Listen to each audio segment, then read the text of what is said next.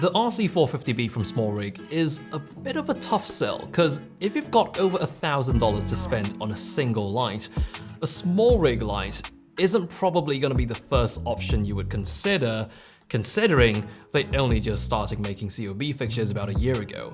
But one thing you should consider is the way this will give you dramatically more output than the established options in the same price range. Like, just to give you a bit of an idea, I'm just going to turn this up to full brightness, and in the studio I'm being key lit here by a 300 watt COB fixture as well. Granted, it's going through a dome and a grid, but look how this is enough to just completely blow out everything else. Prices as of filming, the SmallRig RC450B costs $100 more than the $1,000 Aperture LS300X. So with the SmallRig, you're already getting, on paper, a chip that's 100 watts more powerful for a relatively minor difference in price. But I was genuinely blown away by how incredibly efficient the LEDs on the SmallRig are.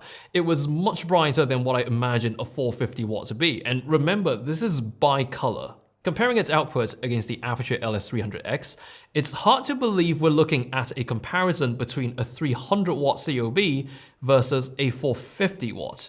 If anything, the figures I'm getting out of the 450B look much closer to what I would expect out of a 600 watt bicolor fixture. And just as a reference, I compared it against the Aperture LS300D Mark II. The SmallRig 450B, at peak brightness, is still over twice as bright as the daylight only 300. Now, I know these lights are not necessarily in the same power bracket, but consider how the output on the SmallRig is more than double for just a 43% increase in power draw on a bicolor fixture. The RC450B gives you the brightest output between 4500 and 5500 Kelvin. It's just under a stops difference between the brightest and darkest CCTs. That being said, I do think this light is somewhat limited by firmware, because it's lacking quite some controls one would expect from a fixture of this price range. For example, there is no constant output mode for adjusting CCTs, so exposure will fluctuate slightly when changing color temperatures. There are no CCT presets, no selectable dimming curves, so linear only, and there are no fan controls, which was a concern for me at first, but after testing the light for a while and driving it at full brightness for hours on end, the fan never quite spooled up past a noisy extent. If anything, I would say the fan noise is actually quite well controlled on the 450B. You'll still hear it in a quiet room, but the moment you turn on your air conditioning, that's probably going to be much louder than the light. Like, it's actually on and the fan is running right now. Like, I can hear it. It's right beside my face, but I can actually hear my air conditioning quite a bit more. And I'm talking right beside it. The mic's right here, so not really that loud of a fan. Thermals are also very well managed on the 450B. For such a bright light, it doesn't ever quite heat up to the point of being worryingly hot. The area around the Bowens mounts up front is made from metal, while the remaining majority of the build is hard plastic. While I would love a metallic finish on this, I'm glad they didn't go with that, because the lamp head is already considerably heavy. Going onto a light stand without any further attachments, it already weighs around 4 kilograms. And what's weird about this is the light stand adapter is separate from the lamp head. SmallRig's reasoning for this is you can take it apart so it takes up less space when stowing it away, but on the bottom of your lamp is this thing that resembles a tripod sliding plate, which you have to make absolute sure to firmly attach to the light stand adapter before it can even go on a stand. It also only takes baby pins, which again kind of weird for a lamp of this size.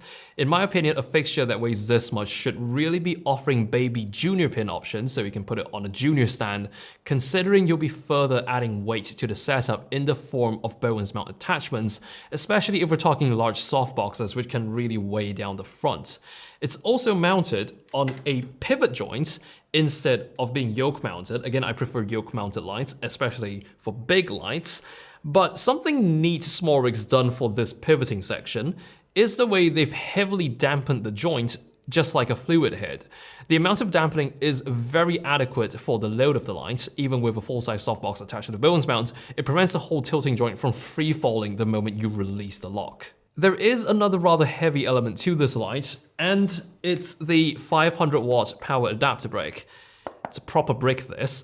They have included a little safety cable for you to hang this from a light stand with, but my issue is the way the cable is attached to the brick by a tiny rubber loop. Now, my intuition says that's eventually going to give way because the brick weighs quite a bit and that's not a very thick loop. I think it'd be much better if there was a way to attach a clamp onto this, which would in turn go onto the light stand. There are no controls on the power brick, which means all controls on the RC450B live on the back of the light itself. We'll get to that control panel in just a bit, but the interface is very simple in a great way. It's the kind of fixture you can look at for the very first time in your life and figure out how to dial stuff in within seconds. You might also notice a button that lets you cycle through effects, and to that I'd say while effects are available on this light, they are not particularly a strong suit. All the effects operate at only a single user-defined color temperature, and there are 9 effects to choose from. The light also does not have support for DMX, although it does offer a more consumer-oriented way to remotely control the light. There's both a wired and wireless option. The wireless option is quite unsurprisingly a mobile app. SmallRig lights are controlled over Bluetooth using their SmallGo app, which is a pretty colorful name if you ask me. The app is free and relatively simple to set up and use. The cabled option, on the other hand, is a $79 accessory sold separately.